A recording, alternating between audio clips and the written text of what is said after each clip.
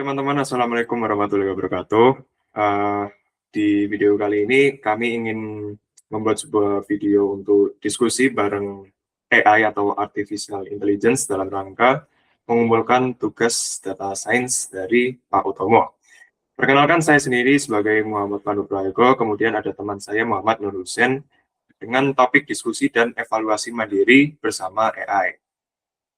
Di mana promnya sebagai berikut. Bertindaklah sebagai seorang dosen mata kuliah sains data, lalu ajukan sebuah pertanyaan untuk menguji pemahaman saya tentang topik dengan keyword ada 5 materi. Di mana 5 topik utama ada data understanding, yang kedua ada data preparation, ketiga ada klasifikasi, keempat ada cluster analisis, dan kelima ada frequent item set mining. Jadi teman-teman, di sini kita akan menaruh prompt di Gemini atau Gemini, dan kita mulai dengan topik data understanding.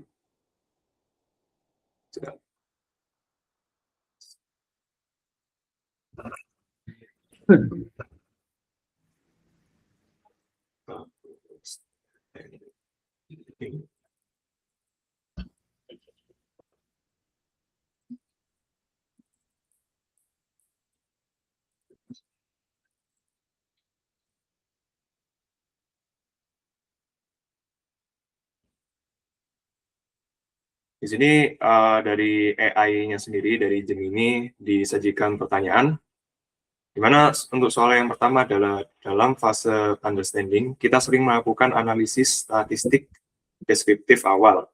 Jika Anda menemukan sebuah kolom berisi data pendapatan yang memiliki nilai rata-rata jauh lebih tinggi daripada nilai median, apa informasi penting yang bisa Anda simpulkan mengenai distribusi data tersebut? Yang jawaban A, ada data tersebut pasti salah input dan harus segera dihapus. Kedua, terdapat nilai pencilan atau outlier yang sangat besar yang menarik nilai rata-rata ke atas. Ketiga, ada data tersebut menunjukkan bahwa mayoritas populasi memiliki pendapatan di atas rata-rata. Keempat, data tersebut memiliki distribusi simetris sempurna. Jika dilihat dari soalnya sendiri, bahwasanya kita menemukan sebuah kolom berisi data pendapatan yang memiliki nilai rata-rata jauh lebih tinggi daripada nilai median. Yang dari jawaban saya sendiri, saya beranggapan bahwasanya semisal ada nilai rata-rata itu jauh dari nilai median, pasti ada outlier atau ketidakseimbangan. Jadi kebetulan di sini saya benar, di mana alasannya rata-rata sangat sensitif terhadap nilai ekstrim, sehingga perbedaan besar dengan menyebabkan adanya kemiringan atau skewness positif akibat pencilan. Jika kita menggunakan AI Gemini ini, saya belum tahu bagaimana konsepnya, mengapa AI ini mengasih pertanyaan melalui pilihan ganda, tapi saya akan coba untuk mengganti topik yang lain.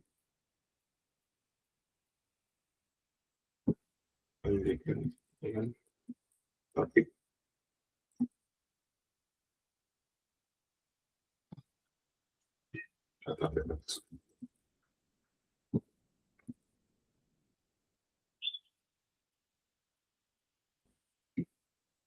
Nah, di sini disajikan pertanyaan lagi, di mana studi kasusnya adalah membersihkan data transaksi. Anda memiliki sebuah dataset penjualan toko online saat melakukan pengecekan. Anda menemukan kolom umur pelanggan memiliki beberapa masalah berikut. Yang pertama ada 5 baris yang datanya kosong atau missing values. Yang kedua ada 1 baris yang berisi angka 250 yang secara logika manusia tidak mungkin. Baik. Langkah data preparation apa yang paling tepat untuk menangani kedua masalah tersebut agar analisis Anda tetap objektif dan tidak bias. Jadi bahwasannya data preparation adalah penyiapan data di mana kita sudah membersihkan data tersebut supaya bisa dianalisis. Yang pertama ada menghapus seluruh kolom umur pelanggan karena datanya dianggap tidak reliable. Kedua, mengisi data yang kosong dengan nilai 0 dan membiarkan angka 250 apa adanya. Ketiga, melakukan imputasi, misal mengisi data kosong dengan nilai median dan menghapus atau memperbaiki data 250 karena itu adalah outlier yang tidak masuk akal.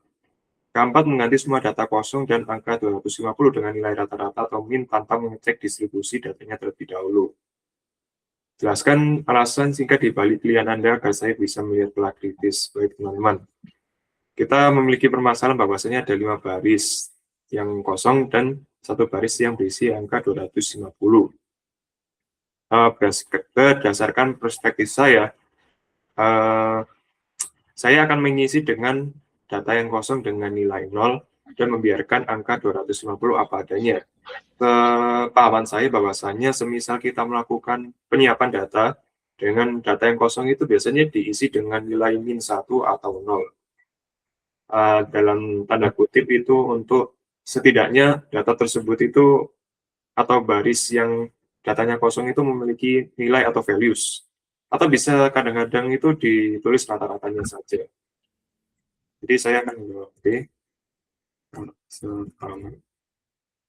Saya nilai dari baris yang kosong itu diisi dengan nilai 0 atau rata-rata yang setidaknya agar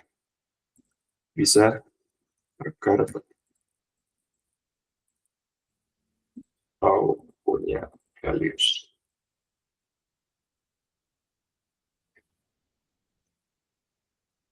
Oh, ternyata kita belum tahu jawaban yang benar, jadi saya akan lihat jawaban ini. Terima kasih atas jawabannya. Sebagai dosen Anda, saya sangat menghargai keberanian Anda untuk berargumen. Namun mari kita bedah secara objektif dan kritis apakah pilihan B adalah praktik yang tepat dalam dunia sains data. Proyeksi akademis, mengapa nilai 0 bisa berbahaya? Dalam tahap data preparation, kita harus sangat berhati-hati agar tidak memasukkan bias atau informasi palsu ke dalam model, di mana masalah nilai 0. Sehingga Anda mengisi kolom umur yang kosong dengan angka 0, algoritma komputer akan menganggap pelanggan tersebut benar-benar bayi berusia 0 tahun. Ini akan merusak nilai rata-rata umur pelanggan Anda secara drastis menjadi jauh lebih tinggi dari kenyataannya. Kedua, masalah angka 250, membiarkan angka 250 atau outlier ekstrim atau nilai yang lebih dari rata-rata akan menarik nilai rata-rata ke atas. Hasilnya kesimpulan bisnis Anda bisa salah. Misalnya Anda mengira target pasar Anda adalah lansia, padahal itu hanya karena satu data sampah. Jadi permasalahan saya di sini ada di mengisi nilai 0 itu nggak selalu benar, dan ketika kita membiarkan 250 ya juga salah teman-teman. Jadi jawabannya ada di pilihan C, dengan alasan imputasi median atau min mengisi data kosong dengan nilai tengah atau rata-rata min jauh lebih baik daripada angka 0. Kemudian ada handling outlier atau nilai yang jauh dengan rata-rata.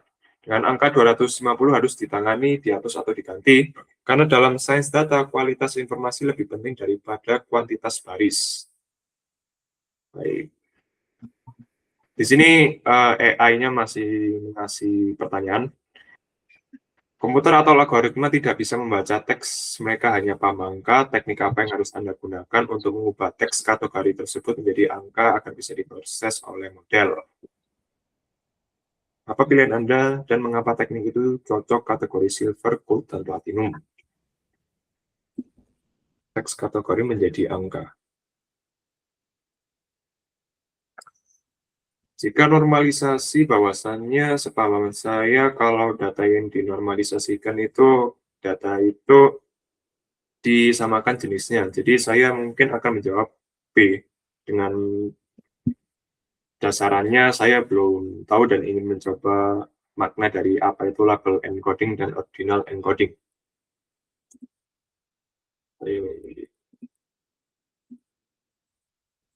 B.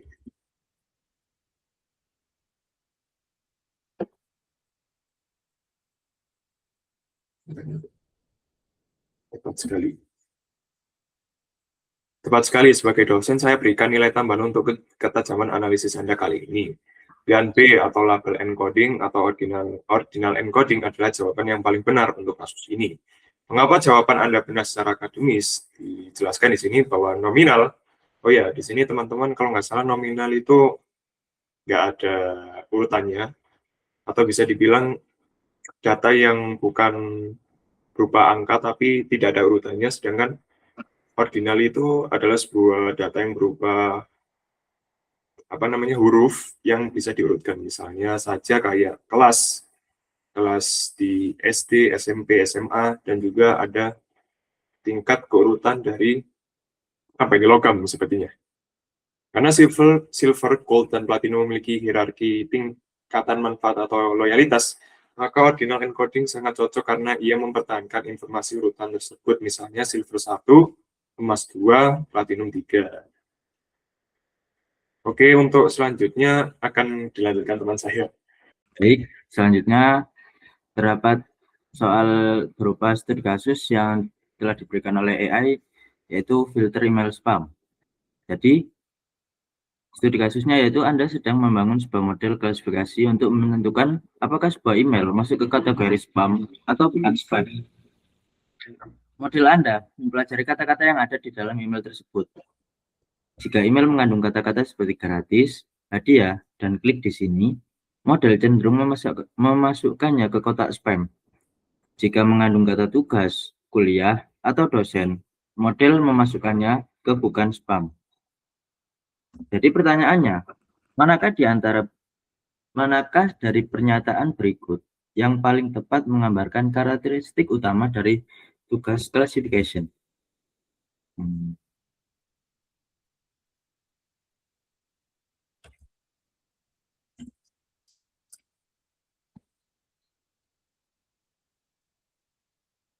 Menurut saya jawabannya B, yaitu model mencoba mengelompokkan data ke dalam kategori atau label yang sudah ditentukan sebelumnya. Karena sebelumnya kan sudah ada klasifikasinya, yaitu yang ada tulisan gratis, hadiah itu masuk ke dalam spam, yang ada kata tugas kuliah atau dosen itu bukan spam. Ya, itu menurut saya. Apakah jawabannya benar?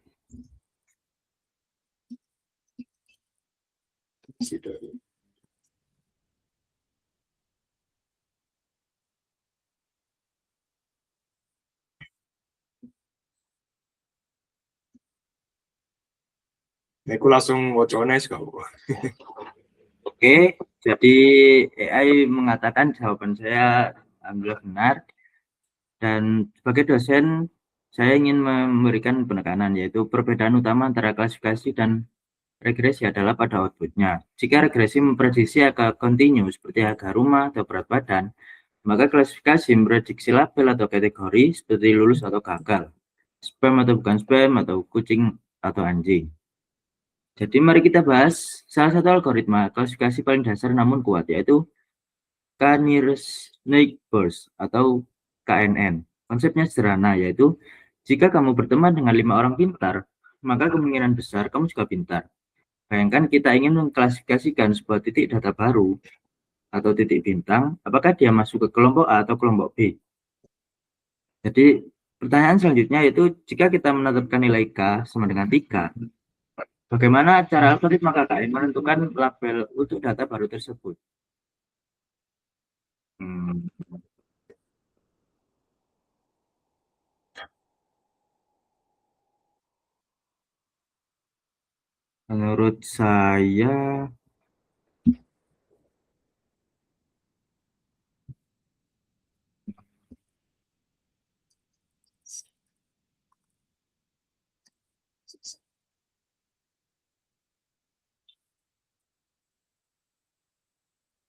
Menurut saya mungkin jawabannya B, yaitu algoritma akan melihat 3 tetangga terdekat dari titik tersebut, lalu mengambil suara terbanyak.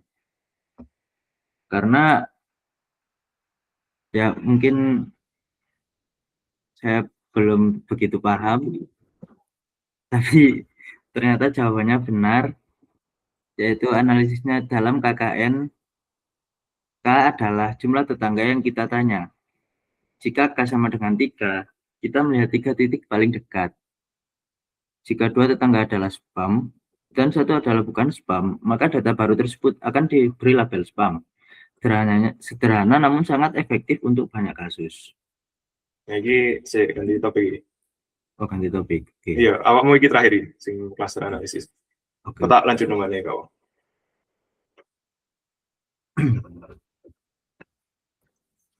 Oke, berbeda dengan klasifikasi yang baru saja kita bahas, clustering termasuk dalam kategori unsupervised learning. Apa bedanya?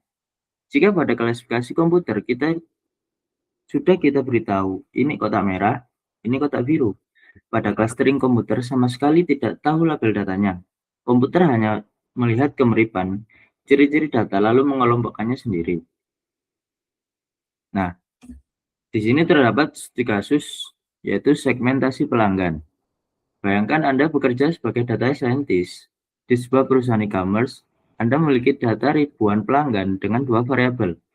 Yang pertama, total belanja dalam bentuk rupiah, dan yang kedua, frekuensi belanja, yaitu berapa kali sebulan. Anda tidak tahu siapa yang setia dan siapa yang jarang belanja. Anda meminta algoritma K-means untuk membagi pelanggan tersebut menjadi 3 kelompok.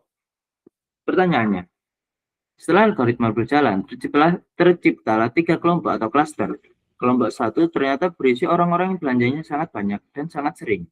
Apa kegunaan utama dari hasil klaster analisis ini bagi tim marketing perusahaan Anda? Oke, jadi menurut saya, jawaban yang mungkin tepat yaitu C. Untuk memahami karakteristik kelompok atau segmentasi sehingga tim marketing bisa memberikan promosi yang berbeda-beda untuk tiap kelompok. Karena tim marketing bisa membedakan mana yang akan diberikan promosi untuk yang sering belanja atau yang mungkin kurang sering belanja di tempat tersebut.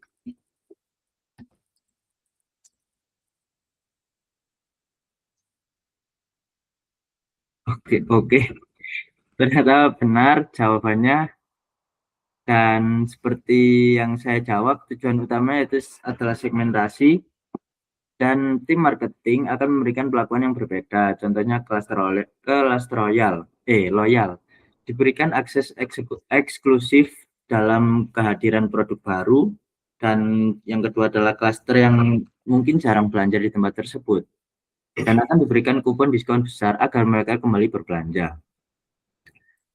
Mengapa tidak butuh label? Karena dalam unsupervised learning, kita ingin komputer menemukan pola tersembunyi yang mungkin tidak terlihat oleh mata manusia. Kita tidak mendikte komputer, ini kelompok kaya, tapi komputerlah yang memberitahu kita, hei, orang-orang di titik koordinat ini punya perilaku yang mirip. Silakan Anda beri nama sendiri kelompok ini. Baik, ini topik terakhir teman-teman, yakni frequent item set mining, di mana ada konsep dasar siapa membeli apa. Bayangkan Anda adalah sebuah manajer supermarket, Anda melihat data transaksi dan menyadari sebuah pola. Setiap kali orang membeli kopi, kemungkinan besar mereka juga membeli gula. Dalam topik ini, ada 3 metrik utama yang wajib Anda pahami sebagai mahasiswa semester 1. Yang pertama ada support, seberapa sering kombinasi barang tersebut muncul dalam seluruh transaksi. Kedua, confidence, seberapa kuat hubungan antar barang jika beli A, seberapa besar peluang beli B. Dan ketiga adalah lift, apakah hubungan itu terjadi secara kebetulan atau memang ada korelasi yang kuat. Pernyataan uji pemahaman, misalkan ada 100 total transaksi di toko Anda, 40 transaksi berisi roti, 30 transaksi berisi mentega, dan 20 transaksi berisi roti dan mentega sekaligus. Pertanyaannya, berapakah nilai support untuk kombinasi roti dan mentega, atau roti kemudian mentega?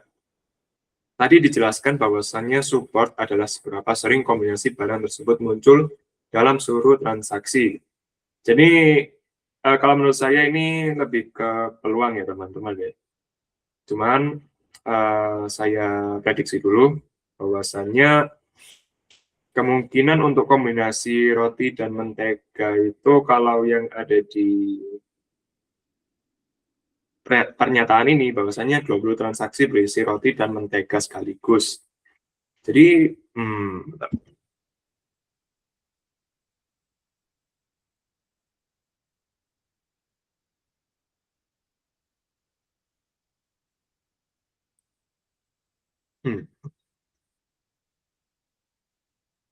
Mungkin kalau dari saya sendiri, dilihat dari transaksi yang berisi roti dan berisi mentega itu, ada kemungkinan bahwasannya 0,7 atau 70% karena itu adalah jumlah total orang yang membeli salah satunya. Tapi saya juga beranggapan bahwasannya ada setengah dari pembeli roti juga membeli mentega karena rentang dari transaksinya orang yang beli roti sama mentega itu sama aja, teman-teman. Jadi kemungkinan saya akan jawab B karena tentang transaksi dari roti dan mentega itu tidak jauh beda. Namun, saya akan bisa jadi menjawab C karena kemungkinan orang juga membeli keduanya. Keduanya yang kalau dari saya sendiri alasan sederhananya sih ya karena kebutuhan utama ya, roti dan mentega.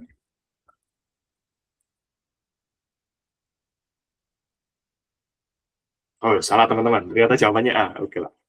Mengapa A dan bukan B atau C dalam frequent item set mining? Support adalah ukuran seberapa populer kombinasi barang tersebut di seluruh populasi transaksi. Kan rumus sederhananya adalah support A, B adalah jumlah transaksi berisi A dan B yang kemudian dibagi total seluruh transaksi. Jika kita masukkan angka dari studi kasus tadi, yang pertama jumlah orang beli roti dan mentega itu sebanyak 20 transaksi, dan kita total transaksinya adalah 100, maka kemungkinannya adalah 20%. Iya, masuk akal ya. Jadi mungkin saya terlalu beranggapan jauh bahwasannya saya terlalu berandai-andai dan koleksinya ada di sini, teman-teman. Mengapa bukan B atau confidence? Di mana angka 0,5 atau 50% yang Anda maksud itu sebenarnya adalah confidence. Ternyata begitu. Confidence menghitung dari semua orang yang beli roti, berapa persen yang beli mentega, di mana pembagiannya adalah 20 gabungan dibagi 40 roti. Ini bukan support. Dan mengapa bukan C, menjumlahkan semua pembeli, 40 ditambah 30 sama dengan 70, tidak memberikan informasi tentang kekerapan mereka muncul bersamaan sebagai satu paket. Di sini saya dikasih note bahwasanya support bicara tentang seberapa sering kombinasi. Jadi kesalahan saya sendiri di sini ada di confidence. Ya. Saya beranggapan bahwa jawaban B dan C itu masih dalam nilai confidence bukannya support. Jadi 5 topik sudah kami bahas di presentasi dengan AI ini. Bahwasanya AI yang kita gunakan adalah Gemini dan jawab soal dan jawaban yang kita dapatkan dan kita berikan ke AI itu seputar dengan permasalahan utama yang ada di kehidupan keseharian kita. Dan 5 topik yang utama sudah kami jelaskan tadi ada data understanding, kemudian ada data preparation, ketiga ada classification, keempat cluster analysis, dan yang terakhir ada frequent item set mining. Sekian dari kami, saya sendiri sebagai Muhammad Pandu Prayogo, kemudian ada teman saya Muhammad Nur Hussein. Apabila ada yang salah atau kurang, kami mohon minta maaf. Akhirul kalam, wabillahi taufiq wal hidayah. Wassalamualaikum warahmatullahi wabarakatuh.